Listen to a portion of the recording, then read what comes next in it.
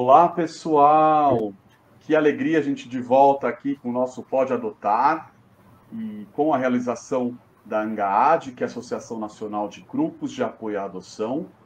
E hoje estamos com uma convidada especial, a Clarice, que eu já vou apresentar aqui também, e com o Gilson aqui também da ANGAAD, e vai junto comigo, a gente vai aí montar esse trio essa conversa desse assunto tão importante que é a desistência na adoção, e também a gente vai já explicar para vocês. Então vamos lá.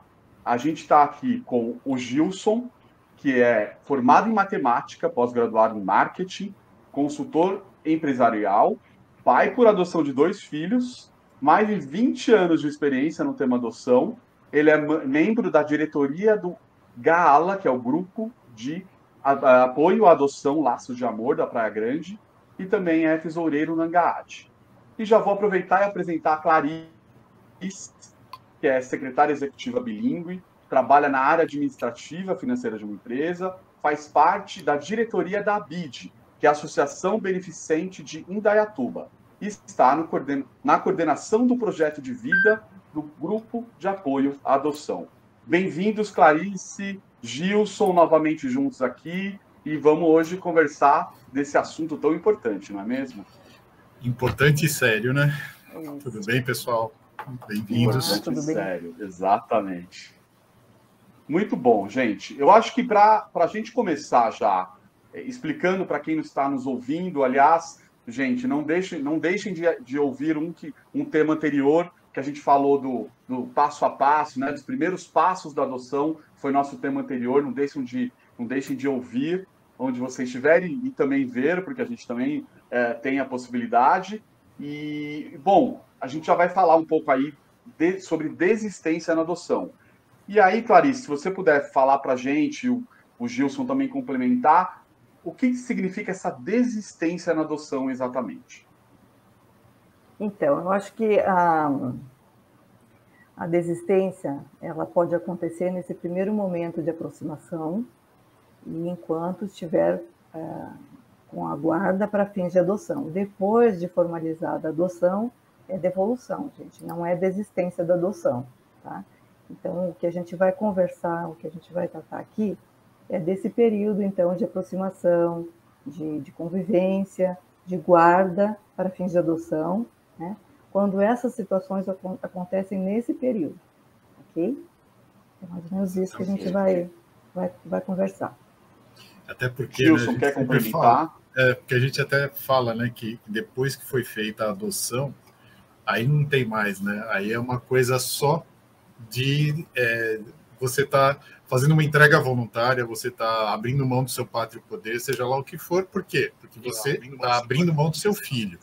Então, depois da adoção, já virou filho, é teu filho, e você está abrindo mão disso. Por isso que eu falo que é um assunto sério, e ele é triste, porque a gente vai ver e vai conversar muito sobre isso, mas o impacto é muito forte, né, em toda a cadeia, né, porque todo mundo fica frustrado e é um problema, muitas vezes, grave para todos os envolvidos. E né? triste. Exatamente. E triste e, ao mesmo tempo, um assunto delicado, né? Porque a gente tem aí alguns porquês, a gente tem aí algumas explicações e temos também algumas opiniões, né? Então, é sempre importante a gente falar que depois da adoção, quando ela está ali determinada, tudo certinho, é filho. Se abandonar o filho é crime de abandono de incapaz. Então, isso é bom a gente deixar bem claro e bem explicado para quem está nos ouvindo. E aí eu faço a pergunta para vocês, né? Para quem passa pelo processo de adoção, você tem uma preparação, né? Tem o curso que é pedido, a gente tem ali informações, o próprio ANGAAD oferece muitas informações para quem está nesse processo.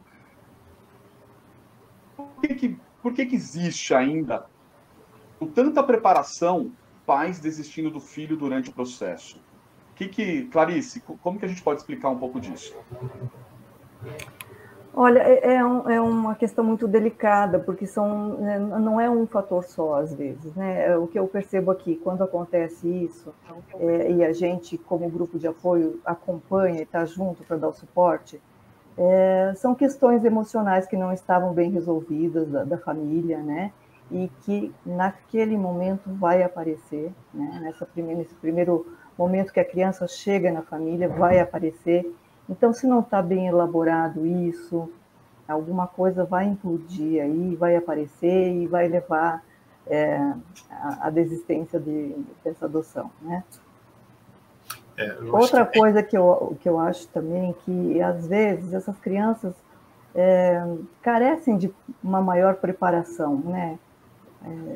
Por conta dos abrigos, né? Elas são bem preparadas para esse momento dessa nova família? Alguém está acompanhando, está dizendo para ela o que vai acontecer na vidinha delas quando elas saírem do abrigo, que é uma situação que elas conhecem. Elas estão na casa delas, estão no abrigo ali, bem ou mal, elas têm as outras crianças, elas têm os cuidadores, né? E aquilo vai se transformar, né? Ela vai para uma família, e será que alguém está acompanhando e está dizendo tudo para ela, né? Como vai acontecer, preparando? Às vezes ela não quer uma família, ela está esperando voltar para a família dela. Será que isso está sendo bem cuidado, bem dito para ela? Isso muda nesse também, momento? né, Clarice? Isso muda também, eu acho que é importante a gente falar de acordo com as idades das crianças, né?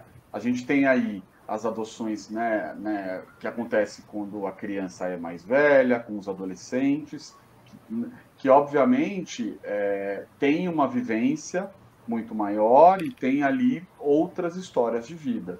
Então, a gente poderia dizer que aí essa adoção tem que ser muito mais trabalhada, principalmente em casos, né, das crianças mais velhas e dos adolescentes, que tem isso muito mais claro. Certo, Gilson? Exato, porque tem essa situação onde eles estão esperando voltar para a família de origem, né? Ou porque tem irmãos que já conhecem, eles já são grandinhos para ter um entendimento da situação. E tem o lado do desconhecido, né? Porque você fala assim, olha, agora não vai ser mais desse jeito, vai ser de outro. O desconhecido, né? Quando a Clarice falou, e é muito interessante, por quê? Porque ele tem uma rotina, ele tem os amiguinhos, ele tem as tias que cuidam dele, ou seja, ele tem uma rede de proteção, de conhecimento. Os vínculos, né? Os vínculos que ele já conhece. E aí, esse acho que é a situação que a gente toma muito cuidado dentro dos grupos de apoio à adoção, que eu sempre brinco, né, que eu falo que assim, a adoção, ela quase vira um sequestro autorizado, né? Então, você tira a criança de um ambiente, leva para outro, e depois de uma semana quer que a criança chama de pai e mãe. Né? Não é assim que funciona, né? Então, ela precisa se entender, conhecer essa nova rotina, ela vai passar a ter influências que ela não tinha na casa, ela vai ter responsabilidades que ela não tinha no acolhimento, né? Então, acho que tem um grande choque que a gente fica sabendo, né, com o processo de aproximação, que é essa diferença entre, assim, eu tenho direitos e deveres, né? Então, quando eles vão para nossas casas, eles têm também deveres, né? E aí esses deveres normalmente não estão vinculados com o que ele fazia quando ele estava na verdade, de acolhimento. Se a gente for pegar, e eu acho que é até importante você falar nessa palavra, né? Você falar de deveres, né? A palavra deveres, a questão é, a criança, inclusive, ela espera por essas novas regras, ela espera por esses novos deveres, porque isso faz parte daquela rotina que a gente vai criar, uma rotina nova. Né? Eu vou ter aqui um exemplo meu, né, que já contei aqui outras vezes. Estou adotando 2 crianças, né? Acabei de adotar 2 meninas de 7 e 9 anos, e que eu falo isso a todos os lados, tanto eu cuidei de me preparar para isso, como elas também foram preparadas. Então, teve conversa com grupos de apoio, teve o próprio SAICA, né, que é o que a gente chama o lugar onde elas ficam, o abrigo que a gente chama de SAICA, que é importante a gente dar esses nomes, né, certinhos, e elas foram preparadas para isso. Perguntado, olha, vocês querem, é uma nova família, como que vocês desejam essa nova família? Uma informação que me chegou e foi super interessante, que elas queriam uma família com cachorro, por exemplo, né? E eu tenho uma cachorra. Então isso, gente, ponto para vocês. Pode parecer uma bobagem, mas é zero bobagem, né? Então, em conversa com o Júnior, que é vice-presidente da Angaad, sempre a gente falando da necessidade da preparação para os futuros papais, mamães e para os futuros filhos, né? Então, essa preparação ela é fundamental para que a gente tenha cada vez menos que falar na palavra desistência. Certo, Clarice? Certo, e eu acho que a gente acredita muito no projeto de vida nesse período de preparação dos pretendentes. Habilitou, aí fica aquele vácuo até chegarem as crianças, né? E a gente tem um grupo que dá esse suporte, que dá esse apoio, né? Nesse período assim, que é de angústia, de incerteza até chegarem as crianças. Então, a gente vai conversando sobre outros assuntos, quando a adoção chega dentro de casa, né? Quando ela acontece. E está sendo muito, muito rico, né, para as pessoas que estão participando, porque são temas variados. A gente propõe uma roda de conversa e ali surgem todas as angústias, as demandas, né, as curiosidades, tudo que a gente não abordou nesse período de preparação de pretendentes, a gente aborda nesse grupo. E é muito, muito legal, e a gente percebe a diferença, né? Quando o pretendente passa nesse grupo, ele se prepara nesse grupo, a coisa fica mais suave depois, né? Então, a nossa intenção é diminuir justamente essa devolução, né? Para que as pessoas entendam a importância disso, né? E compreendam que esse momento é muito significativo para a criança também, e que tem que ter um entendimento, o olhar, né? Se colocar no lugar da criança, né? Nesse momento. É um aprendizado dos dois lados, né? Então... Perfeito. E, Gilson, a gente fala sempre muito na Angaad da importância da prioridade, que é sempre a criança e o adolescente, certo? Exatamente. E eu acho que tem um fator que a gente sempre tem que tomar muito cuidado dentro dos grupos de apoio, é a idealização, né? Ou seja, como você imagina que o seu filho vai ser, como ele vai reagir, e isso daí é um choque, né? Que quando vem na vida real, né? A gente fala assim, nossa, será que eu sabia que ia ser assim? Será que eu estava preparado? Então, o grupo de apoio, tanto quando a gente faz o pré ou pós-adoção, eu sempre falo que treino é treino, jogo é jogo, né? Então, você está trabalhando com os pré, né, os candidatos à adoção. Então, o pré-processo de adoção. O jogo começa depois que a criança chega, né? E aí não tem manual, não tem um monte de coisa. Então, você vai ter que descobrir na vida real. Então, quanto mais você participar das reuniões, mais seguro ou mais... você fala assim, cara, será que isso é normal? É normal, porque alguém já contou, alguém já comentou no grupo que aconteceu com o filho, que aconteceu com alguém que está dentro do processo. Então, isso também dá uma tranquilidade para os pais, né, na hora que as crianças chegam, exatamente por isso.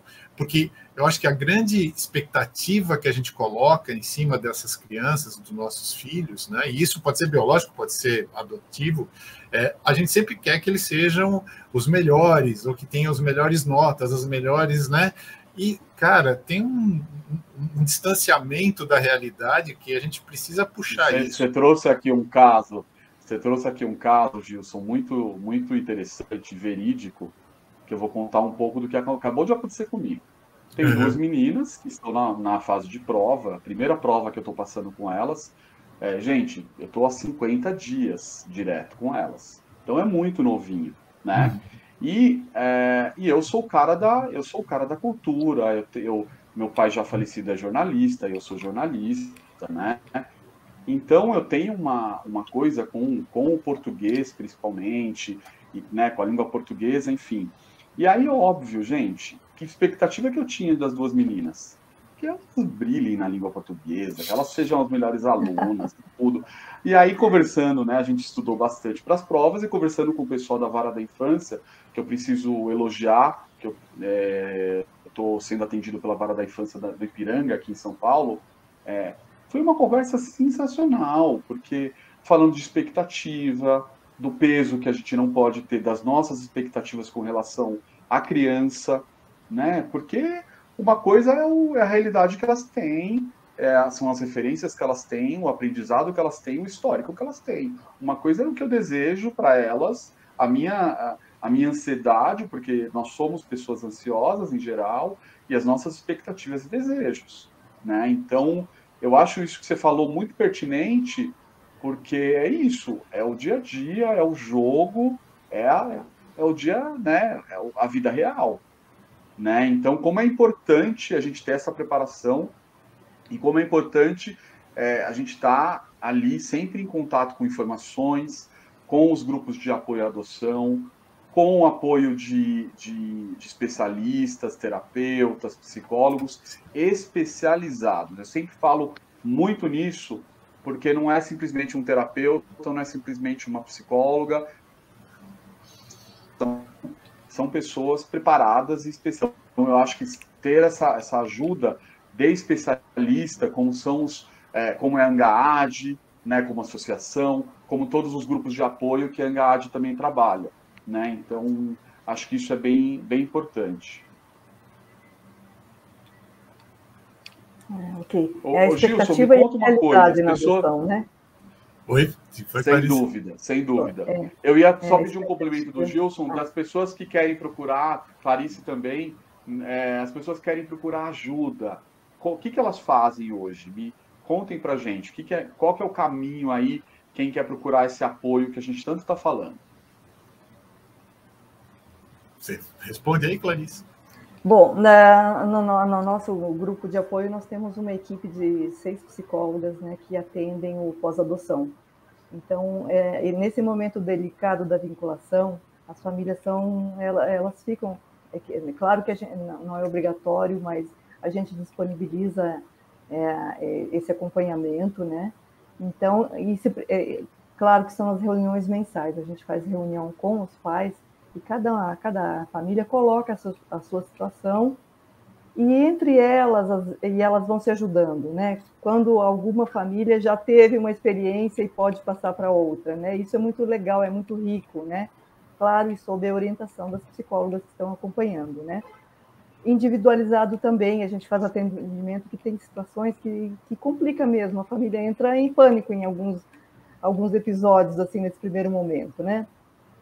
E a gente está sempre lá para ajudar. Então, eu acho que esse é o nosso papel também, né? Isso não tem um tempo determinado, esse acompanhamento pode acontecer nos primeiros meses, depois está tudo rodando tranquilo, e daqui a 1 ano, 2, a família está com alguma situação complicada, ela pode voltar. Então, eu acho que isso é muito importante, dar essa segurança, né, em todo esse Tem um processo. momento ideal, Clarice, que você acha que essa ajuda ela é crucial? É um momento de espera, é quando a vara da infância liga para o pai, para a mãe. Tem um momento que você acha que é aquele momento crucial?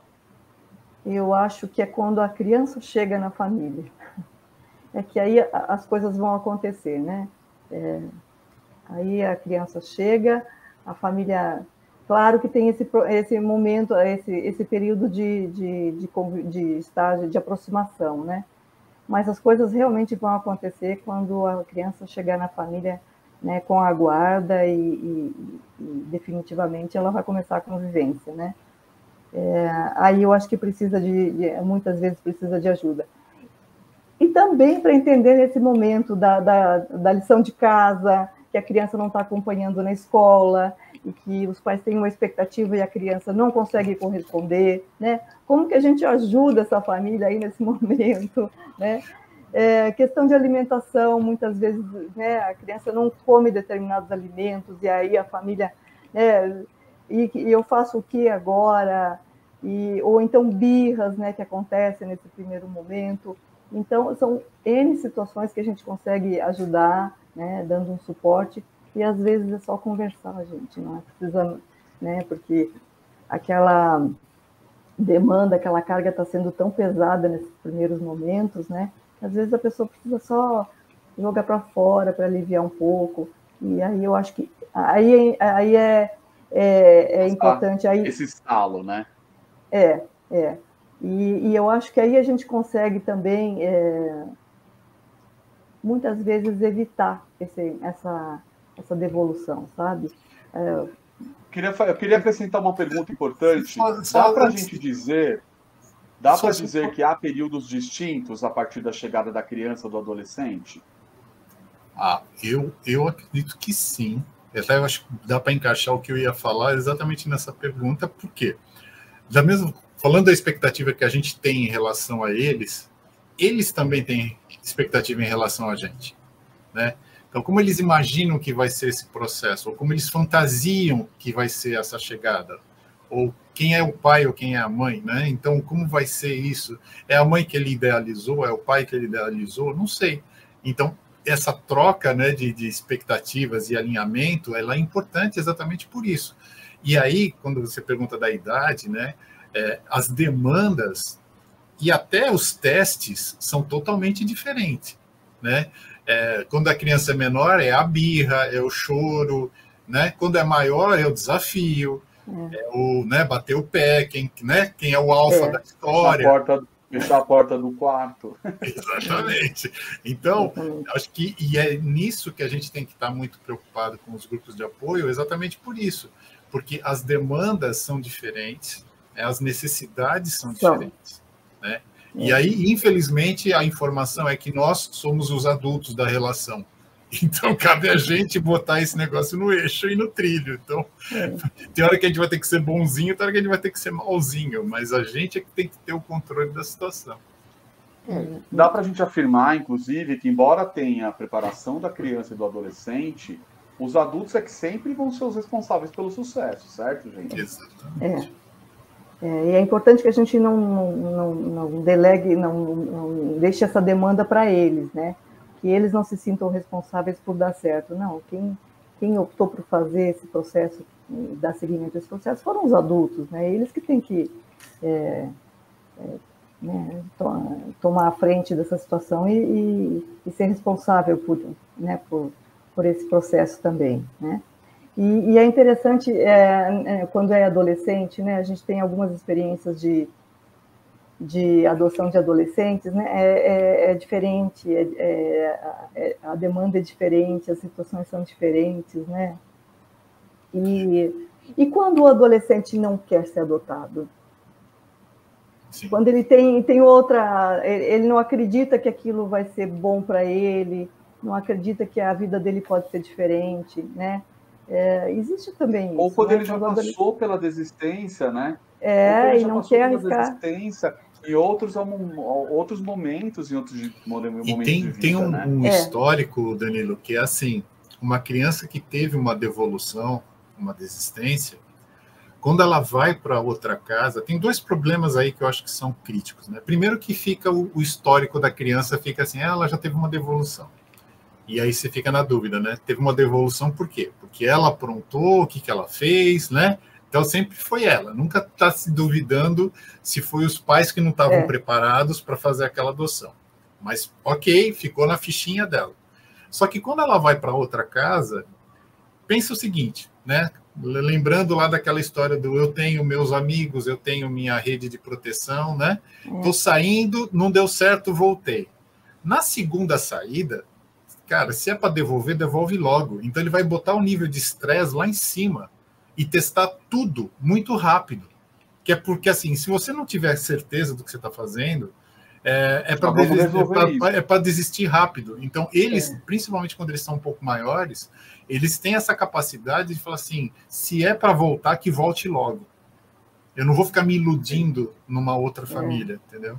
E isso é muito cruel, muito triste. São graus de compreensão diferentes. E ele não tem confiança. Das crianças. Ele tem um nível de criar confiança, ganhar essa confiança, que se você não for muito bem estruturado, isso não vai rolar. Então vai ter um problema muito grande, que é assim, eu não acredito que essa família vai ficar comigo, então eu vou querer que me devolva logo, entendeu? Então, isso passa a ser um ato contínuo, né? Então, por isso que eu preparo e tá sabendo que isso vai acontecer. Acho que o principal, né, que a gente tem que pensar não é um caso ou outro. Todos vão passar por isso, num grau maior ou num grau menor. Então, Danilo, a má notícia é que elas vão, se elas ainda não estão testando, elas vão te testar. Sim, Né? sim. E isso é natural. A minha filha está desde bebezinho, ela está com 15 e ela testa o tempo inteiro. Meu filho está com 22, ele continua testando. Né? Então, é natural isso, mas nesses casos a gente precisa tomar muita atenção, porque, de novo, cabe a gente fazer o caminho certo, né, para poder dar essa segurança para eles. Eu acho que é uma coisa importante até a gente comentar, que é a seguinte, né? A adoção tem um pouco, eu faço uma comparação muito com um namoro, né? Então, eu aceitei o namoro, as meninas aceitaram esse namoro, né? Nós aceitamos esse namoro, e aí elas vieram para cá, o namoro tudo lindo, né? Eu, assim, no primeiro momento, elas também vão me conhecer no dia a dia, gente. Eu não acordo com bom humor todos os dias, a gente não finaliza o dia com todo bom humor, de vez em quando a gente também comete afinal, todos somos imperfeitos, né? E o mesmo acontece com elas, que também tem as suas diferenças. Então, são nessas situações que é a vida real que vai nos presentear com essas situações e que a gente vai ter que ter essa compreensão para poder saber driblar de cada situação, certo? Exato. E aí eu queria colocar duas situações que é aqui. Quando a criança não quer ser adotada e a culpa fica no pretendente, né? Sobre a diferença entre os pais que continuam nos grupos de apoio versus os pais que se afastam e quando os problemas começam, a devolução é uma solução. Então, o que dá para a gente falar um pouco dessas situações, gente?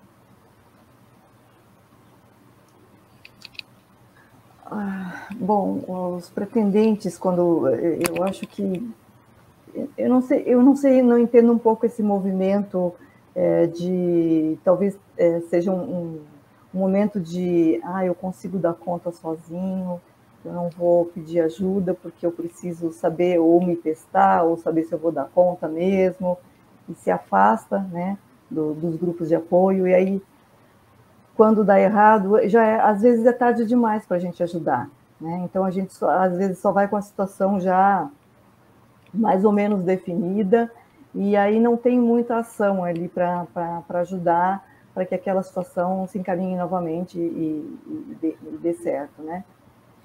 E, gente, é muito complicado quando não dá certo, né? É muito dolorido para a criança ou para o adolescente que passou por esse insucesso, né? E eu acho que às vezes os casamentos não resistem, às vezes as crianças, as famílias ou o pretendente desiste de continuar na fila da adoção, né? Por conta de uma aproximação que não deu certo. Então é muito dolorido esse retorno, esse não dar certo, né? Esse ter que devolver a criança ou a criança não querer a adoção. É muito complicado. A gente vive junto com os pretendentes desse período, então a gente sofre junto também, né, quando as coisas não funcionam muito bem. E por isso que a gente sempre pede, né, para as pessoas que estão participando do nosso grupo, não precisa fazer sozinho. A gente está lá para apoiar, então o que a gente puder ajudar, a gente está junto para ajudar, né? Porque não é fácil, não é fácil em algumas situações. A gente, às vezes, né, vê famílias aqui que adotam 2 ou 3, um grupo de irmãos, né? E com apoio, com ajuda, vai dar. Claro que tem os seus percalços, mas vai em frente e depois é sucesso. E, às vezes, uma adoção, uma criança só, o complicador é muito grande. E também, gente, a gente não está, a família não está nesse período de verificar se vai dar seguimento ou não. E tudo bem se não dá certo, não é? Nesse primeiro momento de aproximação. Não é para se conhecer e ver se vai seguir adiante ou não, nesse primeiro momento, primeiras semanas. é uma coisa arrumar assim os difícil. acertos, né, Clarice? A gente vai aprendendo, vai apertando um parafuso daqui, vai. Eu acho que tudo é tão. Eu acho que tem uma palavra que eu gosto muito de falar, a palavra não é nem paciência, sabe? É você ter essa sensibilidade, ter essa flexibilidade, sabe? De poder enxergar esses detalhes, né? Eu queria que vocês já explicassem, que eu acho que isso é bem importante. Tem duas perguntas aqui para vocês, tá? Primeiro que né, o Gilson pode ajudar a gente, Clarice, queria fazer a você também, o que é o período de aproximação, para que as pessoas saibam o que é o período. E outra pergunta, emendando, se a criança ou adolescente não quer ser adotada, se isso deveria ter sido visto pela equipe técnica bem antes do estágio de convivência. Quiserem, vamos ver aí por onde a gente começa. Tá. Eu começo então falando sobre o período de aproximação, né? Quando você está andando com o teu processo de adoção, né? Você vai ser chamado para aparecer uma criança, né? Ou um adolescente dentro do perfil que você estipulou, e você vai começar um processo de aproximação. O que é esse processo? Inicialmente são algumas visitas, sejam na casa, ou ele vem para sua casa temporariamente, e depois vem um processo que é da guarda provisória. Então, a guarda provisória, quando você recebe esse documento oficial, você já começa a ter responsabilidades pela criança ou pelo adolescente. Você pode até colocar dentro do teu plano médico, você pode fazer matrícula na escola, ou seja, todo o processo de documentação da criança com a guarda provisória, você já tem esse procedimento de entender, de aproximar. E a guarda provisória, ela tem períodos de renovação. Então, durante esse período que você está com a criança, você vai ter entrevistas que você vai ter que voltar no fórum, você vai falar, você vai entrevistar a criança, vai entrevistar você, vai entrevistar a família, né, para entender como que está essa dinâmica de aproximação e de conexão que está sendo criado, né, e o processo ele vai se repetindo. Então, normalmente a cada 6 meses, dependendo da comarca, de 1 ano em 1 ano, depende muito de como é cada tem comarca. diferença entre os períodos de aproximação. Mas o que acontece às vezes, existem casos, né, Gilson? Sim, sim. E aí, eu acho que isso é até um motivo também de outra ansiedade, né? Porque uma coisa é você estar ansioso até as crianças chegarem. Aí as crianças chegaram, ou a criança chegou. E depois você começa, bom, mas que hora que vai terminar o processo? Quando que vem a guarda, que a gente chama de guarda definitiva, que na verdade não tem guarda definitiva, é o processo de adoção final, né? O encerramento do processo. E isso fica sempre uma ansiedade. Então, hoje, assim, a gente vê muitas pessoas, né, muitas famílias nos grupos que estão com as crianças, e a pergunta que fica é, quando vai sair? Quando vai terminar a documentação? Quando vai sair com o meu nome? Então, isso também é um processo que a gente tem que estar valorizando e entendendo, porque é a dinâmica da criação do vínculo, né? Então, as crianças estão se vinculando às famílias, as famílias estão se vinculando às crianças. Então, esse é o processo de aproximação. Ele pode demorar 6 meses, 1 ano, 1 ano e meio, depende da idade, depende da comarca, né? Um bebê, o processo talvez seja um pouco mais rápido, né? De como foram as relações, de como estão acontecendo as relações. Porque essa dinâmica muda muito de família para família, né? Muito, muito. E aí eu queria acrescentar também uma vivência, que é a seguinte: agora eu estou no período, por exemplo, que eu tenho uma conversa agendada com a Vara, e aí o que eles sugeriram para mim, por exemplo, para eu poder trabalhar com a questão sobrenome das meninas agora.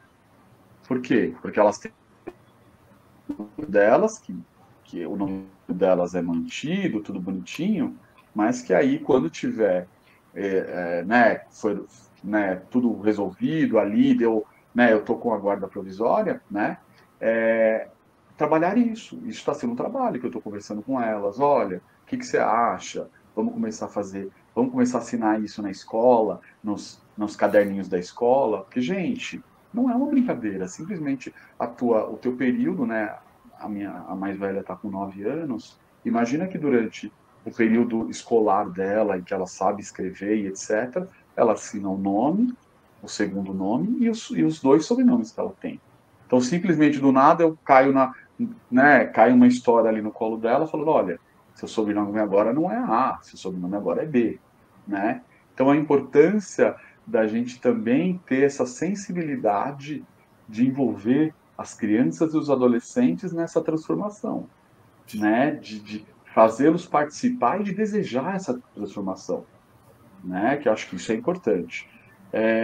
Aí a gente tem então a pergunta que eu tinha feito, que é se a criança ou adolescente não quer ser adotado, né? Isso deveria ser visto pela equipe técnica bem antes do estágio da convivência.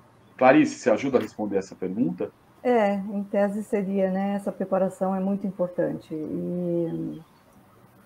Mas às vezes não sei, quando os adolescentes estão em acolhimento, eles têm uns amigos, né?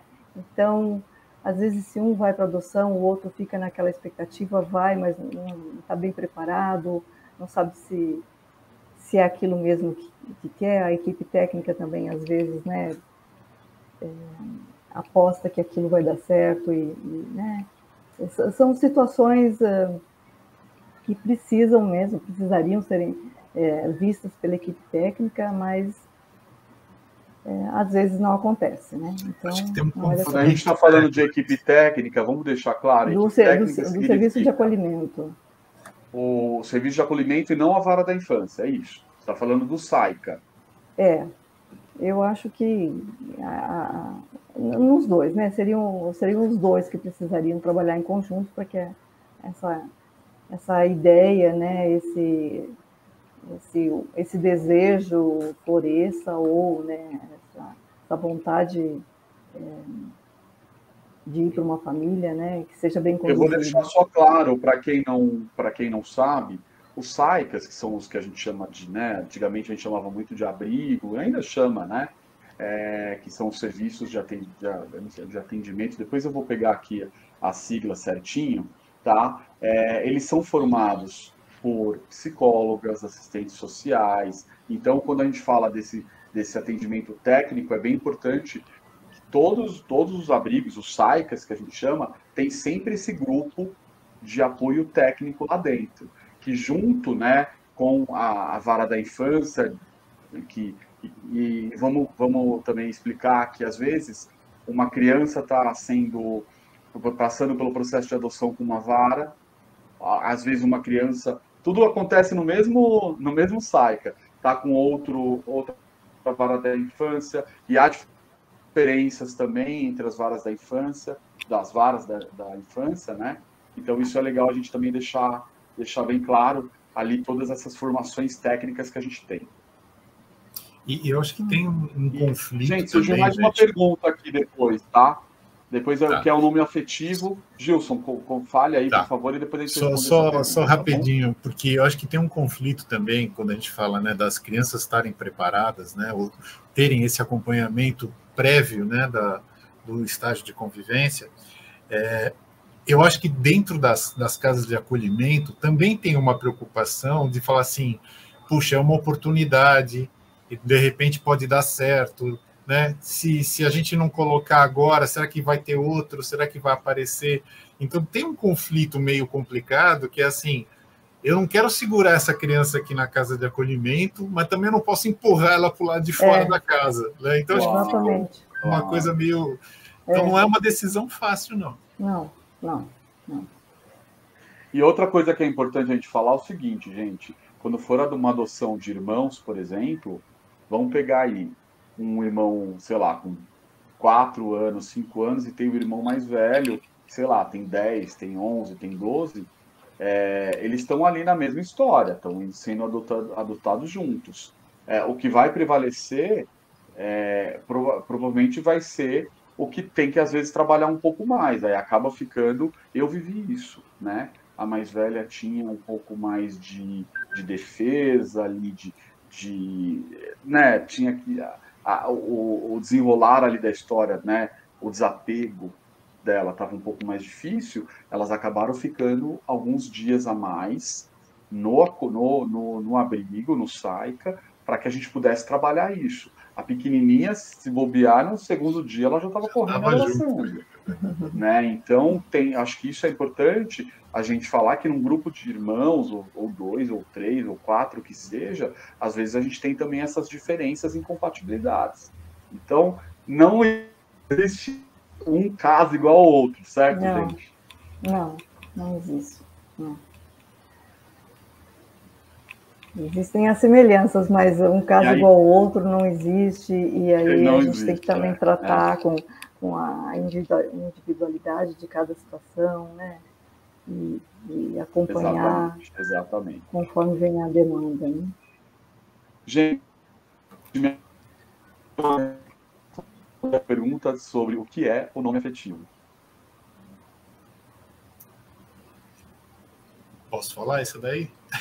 Pode falar, Gilson. É porque essa daqui eu tenho orgulho de falar. O nome afetivo, aqui em São Paulo, né, a gente tem a lei, né, do nome afetivo. Ela foi encabeçada pelo Gala, junto com o deputado estadual Caio França, né? Então a gente participou do processo de assinatura lá no governo e tal, foi bacana esse negócio. Porque o nome afetivo, o que é, na verdade? Quando você está com a criança nesse processo de guarda provisória, ela tem o nome de registro de nascimento dela. Só que, dependendo da história, dependendo da criança, dependendo da idade, você pode ter uma mudança no nome. Quer dizer, com certeza, que nem você falou, Danilo, o sobrenome vai mudar de qualquer jeito. Mas tem situações que a gente também começa a mudar o nome da criança ou alguma coisa parecida, porque você quer que ela tenha um nome que você escolheu de alguma maneira, né? Isso pode ser desde bebê, dependendo quando ela está um pouquinho maior, isso precisa ser tomado um pouco mais de cuidado. Mas o que é o nome afetivo? É você colocar nos documentos, né, nos cadastros, vamos chamar assim, qual é o nome que você quer que ela seja chamada.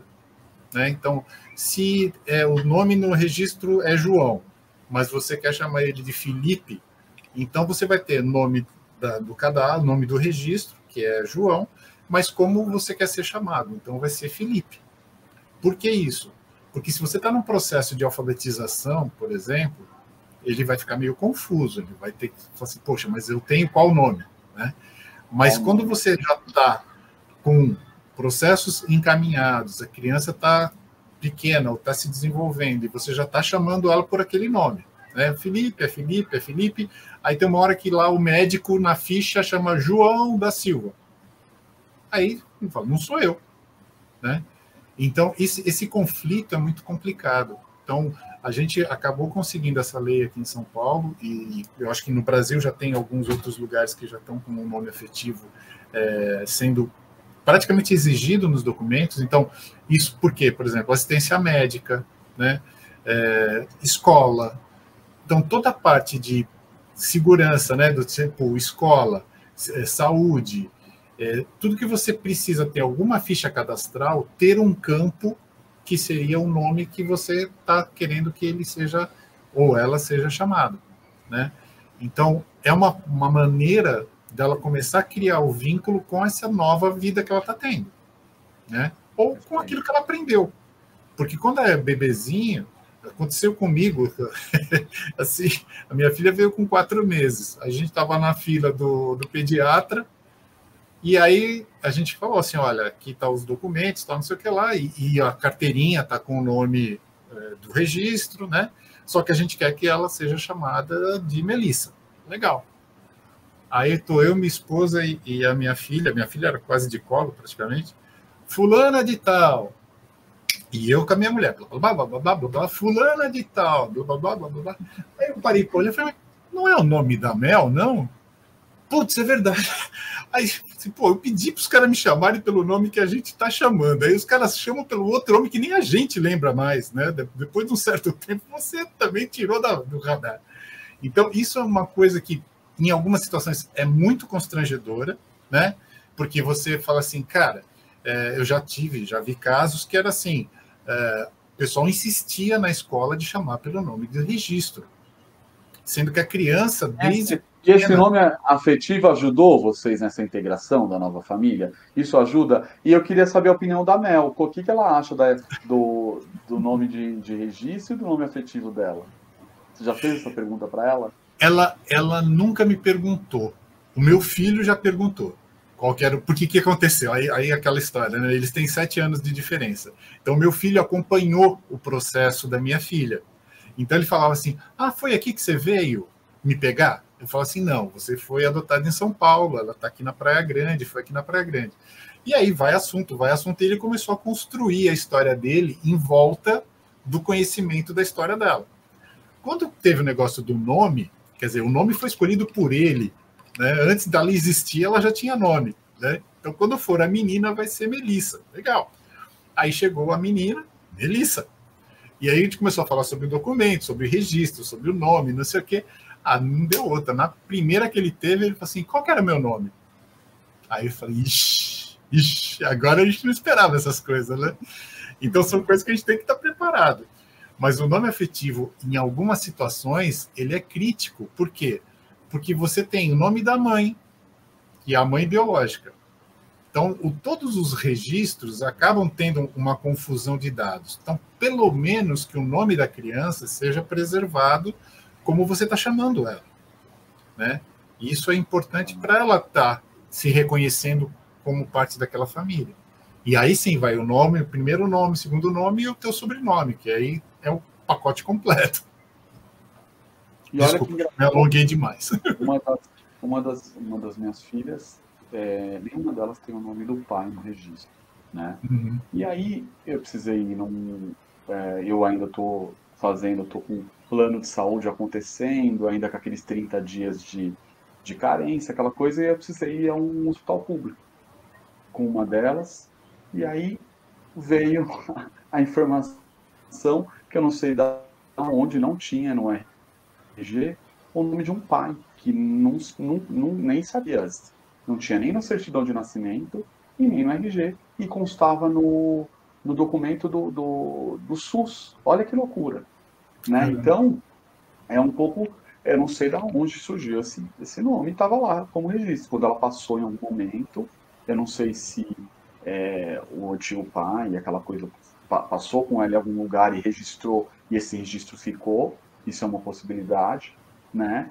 Mas olha como essa coisa do nome é muito mais complexo do que a gente imagina, né? Então, é maluco isso, né? Clarice, você quer acrescentar alguma coisa sobre o nome afetivo? Não. É tudo. O Gilson já deu uma aula aí para a gente Eu queria fazer a gente está chegando quase no finalzinho da nossa conversa, e eu queria fazer uma pergunta que ela ficou aqui para trás ainda, que é importante. Que se é justo culpabilizar, né, culpabilizar o ser indefeso e suscetível com defasagem afetiva, histórico de abandono e maus tratos nesse histórico de desistência que a gente está falando, né? Não é, nunca é, né? Então, por isso que os pretendentes eles precisam estar muito bem preparados, né? Eu acho que essa também é uma mensagem que a gente pode deixar aqui, né, para todo mundo que está assistindo, né? A preparação é importante, né? Vejam tudo, participem, leiam, se informem. Então, porque a criança ela não tem culpa da decisão do adulto, né? Se o adulto decidiu que ele vai começar o processo de adoção para formar uma família com aquela criança, a responsabilidade é dele. Então, a criança ela está entrando nesse processo com uma situação assim que ela já vem de abandonos, né? Então, mais uma vez, né, se não der certo, o prejuízo é dela, né? E muitas vezes ela toma essa responsabilidade para ela, que essa adoção dê certo. A criança, às vezes, não tem muita opção também, né? Então, ela precisa que essa adoção dê certo, porque a vidinha dela, né, depende daquilo, né, desse sucesso. E quando isso não acontece... É uma mensagem importante isso, né, Clarice? Então, eu acho que nesse período de espera, né, é um momento de se preparar, de entender um pouco, né, e e também entender o lado da criança, né? Sempre o lado da criança. Ela não está pedindo que os pais cheguem, que uma família nova. São os adultos que estão direcionando, né, para uma família. Ela, no fundo, ela só quer a família dela, a família de origem, né?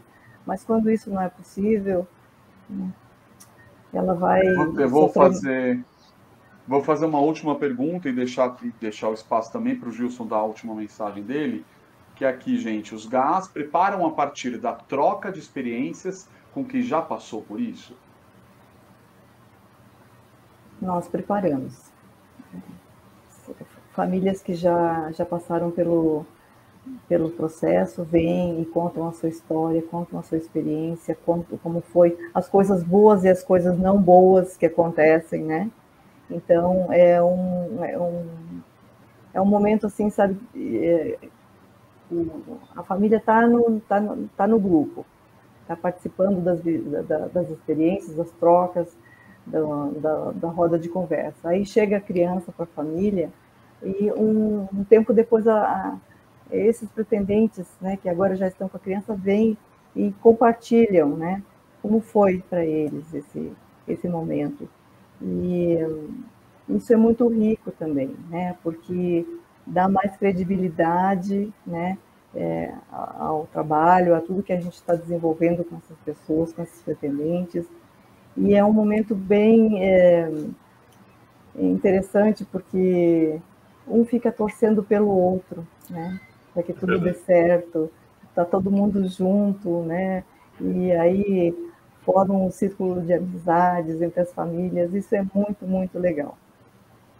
Eu acho que tem dois momentos, né, quando a gente fala sobre essa troca de experiência, é que tem grupos que têm pré-adoção e pós-adoção. Então, o pós-adoção é com isso é legal, porque quando são pessoas, famílias que já estão com as crianças e elas estão com algum processo de acompanhamento, estão com algumas dúvidas, estão com alguns problemas, e é um grupo um pouco mais fechado. E aí, muitas vezes, o que a gente faz? A gente convida, que a gente chama de depoimento, né? Então, é uma família que já está com a criança fazer o depoimento para o grupo de pré-adoção. Porque aí aquela história, ele estava sentado ali naquele grupo há meses atrás e agora ele está do outro lado, né? E eu acho que tem muito essa coisa do identificar, né? Do que é falar assim, caramba, ele passou por isso, eu nem imaginava que poderia ter acontecido isso, ou que poderia acontecer.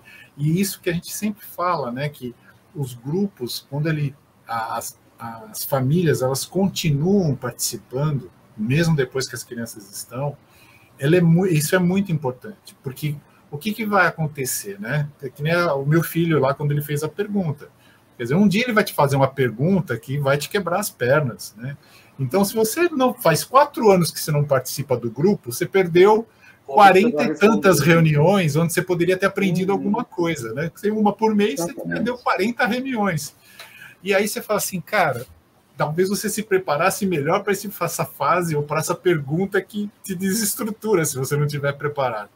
Então, acho que essa troca ela é constante, né? Então, por isso que é importante. Isso é fundamental, né? Exatamente, porque você fica mais seguro, você passa mais segurança para a criança, porque eles percebem, né? Se você começar a ver já bem, depois a gente fala sobre isso, ele já vai falar, tem alguma coisa errada, estão me escondendo alguma coisa. Então, é melhor a gente responder assim. Eu falo que é que nem entrevista de consulado. É que nem entrevista de consulado. Você responde o que te perguntarem. Não exagera na explicação. Exatamente. Eu acho que é bem importante falar o seguinte, que depois que eu me envolvi com o GAAD, que eu tô... como o processo de adoção ficou muito mais leve, com muita informação, com essa troca que eu tenho com vocês, com essas leituras todas que eu faço para a gente se preparar para estar aqui e fazer esse bate-papo, por exemplo, que acho com as trocas que a gente tem com toda a diretoria, com toda a equipe, isso é bem importante da gente dividir com quem está nos ouvindo ou com quem está nos assistindo, de toda a preparação que envolve para a gente estar aqui, e aí com isso eu acabo levando para minha vida pessoal, porque realmente é um aprendizado maravilhoso. Gente, Queria muito agradecer a Angaad, que está nos proporcionando esse momento tão especial. Pedir para as pessoas seguirem a Angaad também no Instagram, que é super importante para a gente ter todo esse engajamento, para as pessoas assistirem os podcasts antigos, no Pode Adotar de outras edições, e sugerirem, né, temas novos também. Então, muito obrigado, gente. Muito obrigado. Obrigado aí, Wilson, e também.